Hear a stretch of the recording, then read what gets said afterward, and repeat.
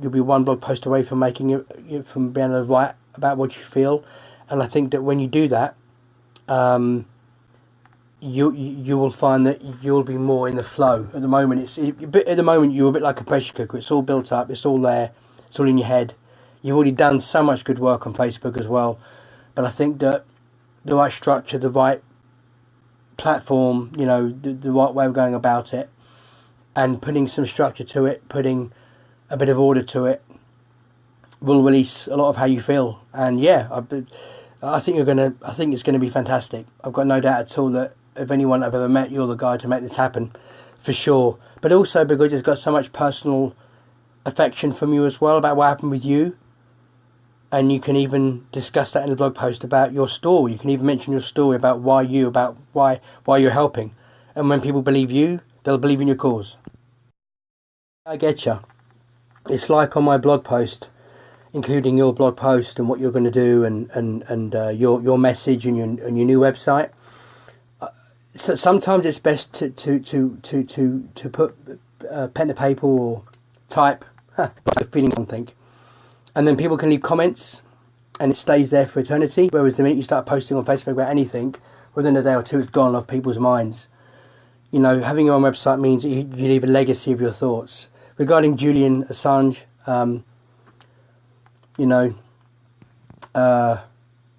knowing that he is part of the Jupiter Scorpio generation, in other words, shedding light on what's corrupt and wrong, I admire the guy, I really do. I know he's done various things that shouldn't be admired, but he's a whistleblower, and in this day and age, with the age of Aquarius, you're going to get more and more people who are whistleblowing. You already are now. You've got actors in TV shows who've been found out to be part of a cult that abuse women. There's so much going on now. You've got the Vatican Church as well that admitted, some things about abuse to young boys and stuff, and even the Pope saying he was sorry. I mean, we're living in unprecedented times where everyone is finding out all the crap that's been happening.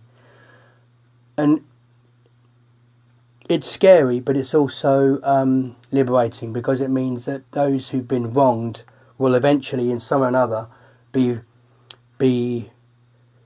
healed. Because the minute you allow a cut to have air, a scab forms.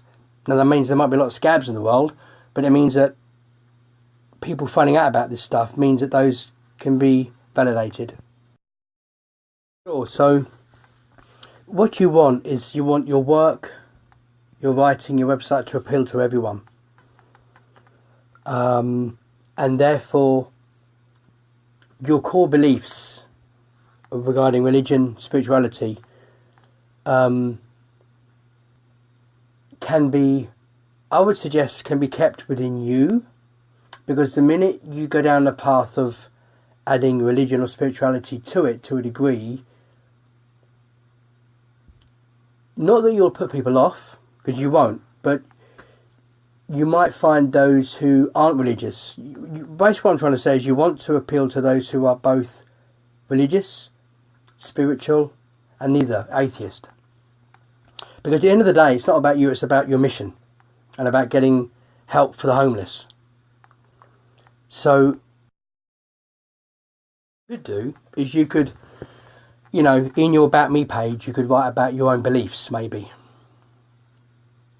But make it quite obvious and apparent in a paragraph or two that it's not about you, it's about the homeless. It's about bringing awareness to their plight, bringing awareness to how they can be helped, bringing awareness to how people can help.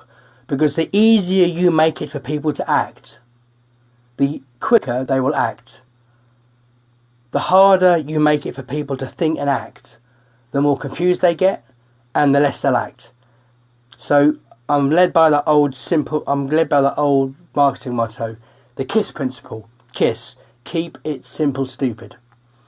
So the more simpler it is to read and to learn and to understand and to volunteer or donate or whatever it is to help, the better. I'm not in any way at all invalidating your religious beliefs or your spiritual beliefs. But, there are some out there who may not want to help or may not want to contribute because they're atheist. Well, God still lives within them, right? So you're speaking to the God in them, not to them. And they will act through a connection they feel towards wanting to help your cause and wanting to help the homeless. So who are we to dictate that, you know, because of our beliefs, people will follow? Not necessarily. You may find some of the biggest contributors, some of the biggest donators could be those who are atheists. Or likewise, who believe in Buddha, who believe in this or believe in that.